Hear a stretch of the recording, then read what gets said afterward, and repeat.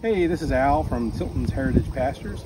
We're out here on our pasture today. Here's what our American guinea hogs have done.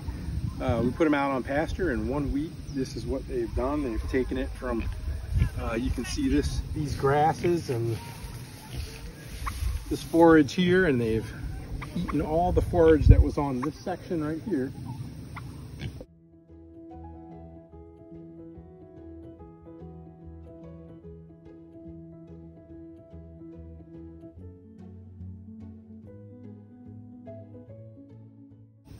So now we've rotated them over to the next paddock. So they're about like 12 feet wide.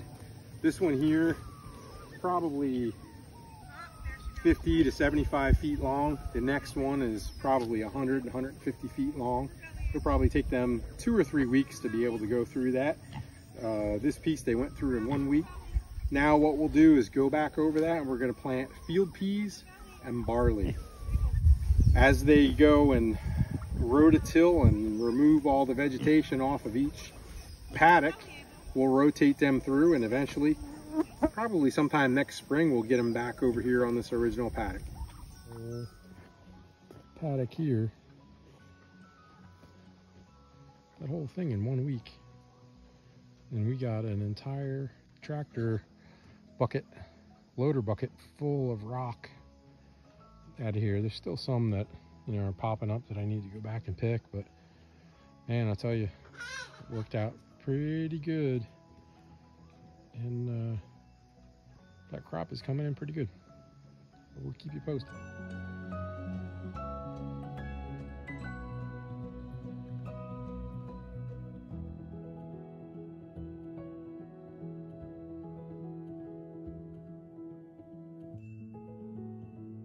That's the field peas and barley. It's coming really nice.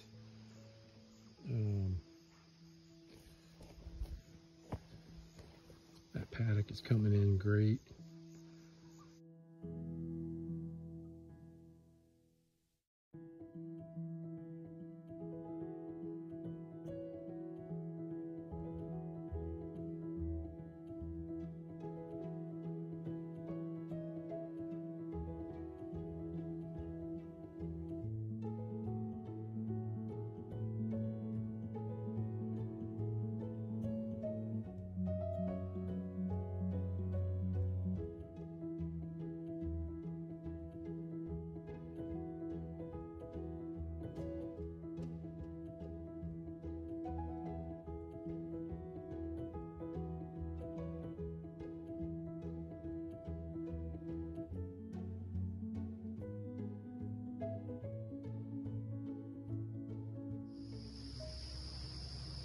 So the first paddock was 12 foot wide by 100 foot long, and it took 1 week for 7 American guinea hogs to till and excavate all the rock.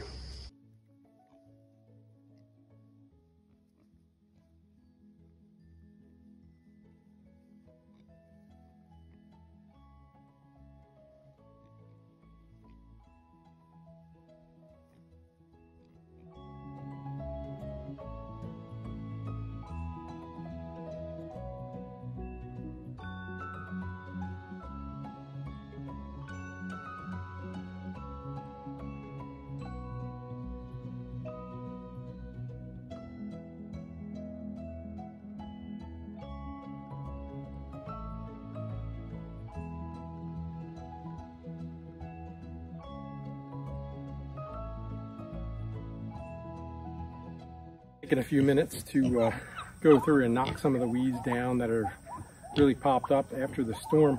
When I get done here, I'll really go in detail and show you a little bit more about what's going on. But overall, it seems like the peas and barley are really coming in good.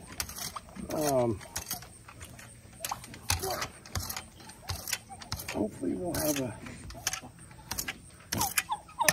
pretty decent cover crop in here is least case. Best case, we're going to have some feed for the pigs. I don't know if any of you have done any of the peas or barley here in Maine before, but if you have, leave us some comments. because we'd really like to know, how did you do the harvest?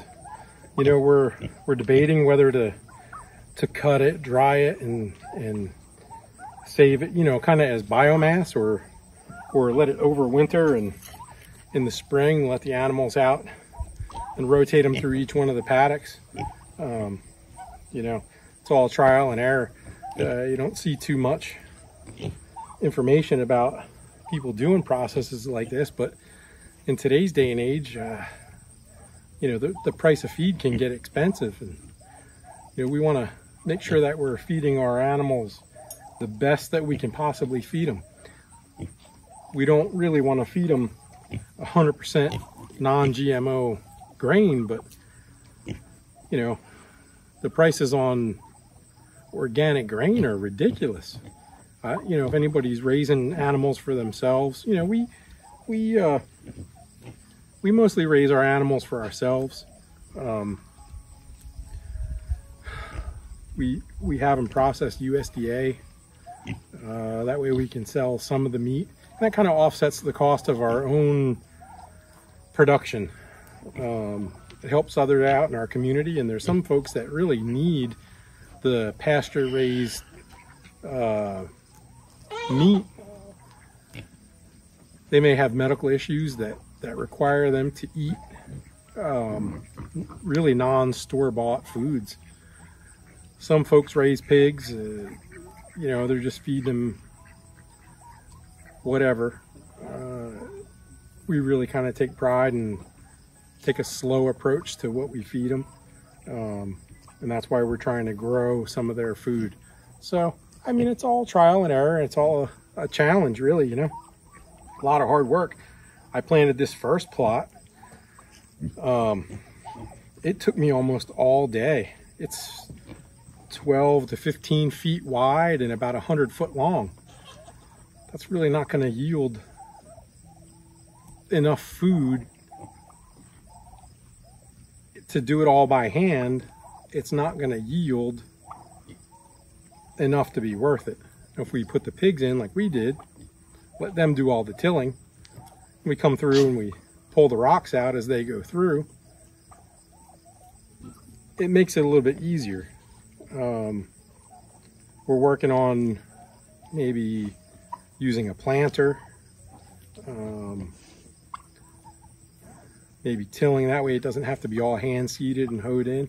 You know, there's a lot of small stuff. So if there's anything that you guys are doing, please, you know, let us know. Leave us some comments, and let's grow as a community and see what we can do to kind of offset all those feed costs. All right, that's what that hoe looks like, and we just drag it on through. So here's where we are with our first paddock of peas and barley. It's growing pretty good. I think we had a pile of weeds that blew in on that storm. What was the name of that thing? Henry, whatever they kept saying. I don't know. Anyway, we survived the storm.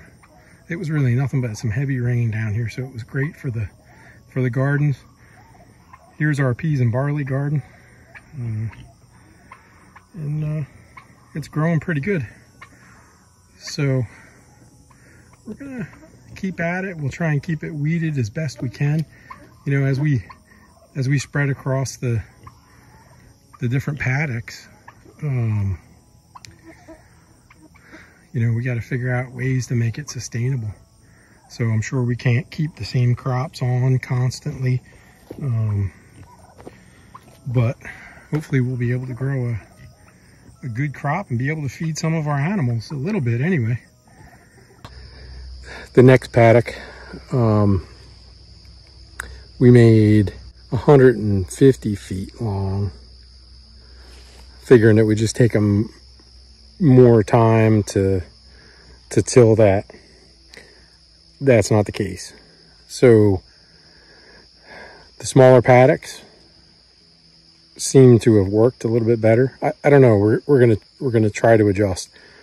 What they did was they came down and they excavated about 75 foot of it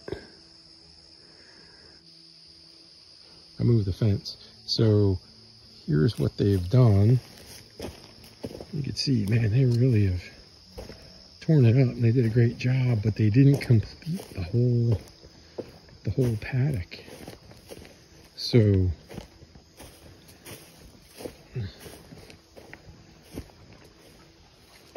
and I would say it's been like 3 weeks. So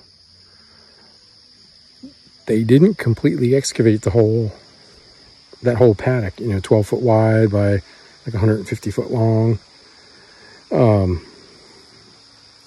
They did about a 75 foot section of it, and they just focused on that, and they left the other 75 or less than 100 foot. They liked it down this end a lot better. So I think what we need to do is just reduce the size of the paddocks and rotate them quicker. I figured we could get a couple weeks and then rotate them through, but they haven't completed that whole paddock. Here's where it ended. And if you look in here, they haven't done a great job. Done a great job going down through there. There's one little patch right here, and that's usually, where pigs pick their little toilet area, and then they don't want to stick their faces in it and excavate it. So that's no big deal. We'll just tear that up as we're gonna come back through and pick rocks and run the chain drag through here. But so what we've done is come back and put the fence across right here, and starting tomorrow we will have them focus on this part of that paddock. You can see there's some areas where they've done a great job. You can see they were focused right here today for a little bit anyway. I think that was a nap time spot. But you can see some of this grass in here, and that's what they've left. So anyway, I'll keep you updated, and we'll see how I'm expecting a couple of days. It shouldn't take them long. Once they're reduced in the amount that they have to really go after, they'll focus on it pretty good. They did this.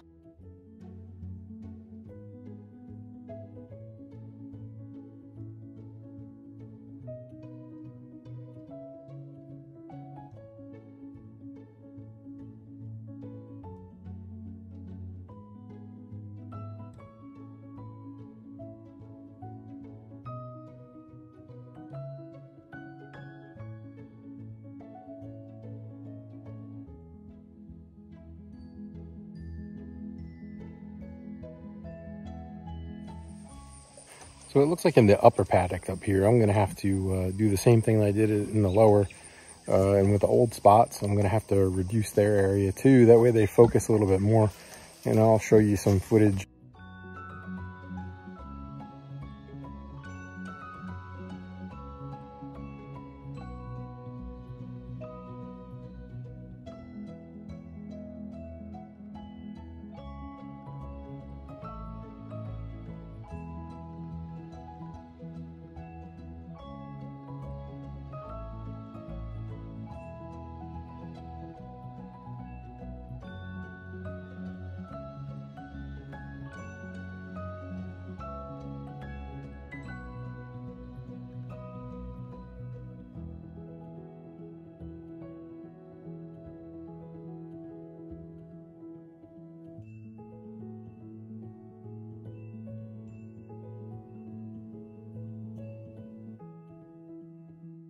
I think we just need to manage the areas a little bit better, maybe reduce the size of the area, and that'll actually increase the speed at which we cover ground to get it replanted before we get that first frost.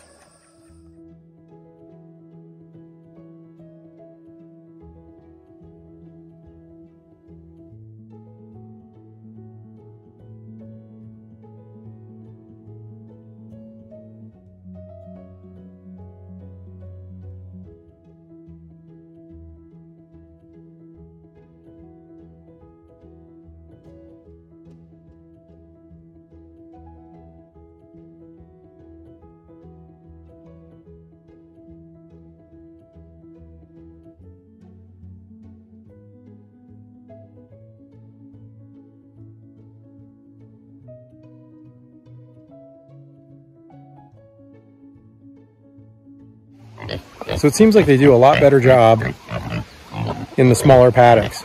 You can see behind me, and I'll go through in detail, but they've really done a great job in tearing up that reduced size paddock, and it's been 2 or 3 days, and they're almost done.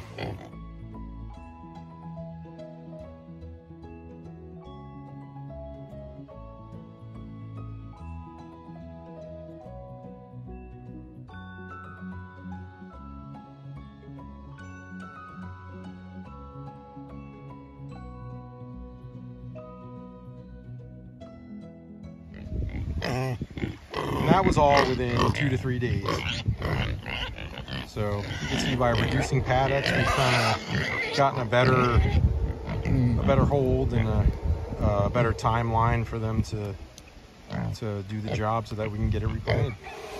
I'm up here now in our upper paddock with the old spots, and again, reducing the size of the paddock has really made a huge impact on how much they can cover in a short period of time.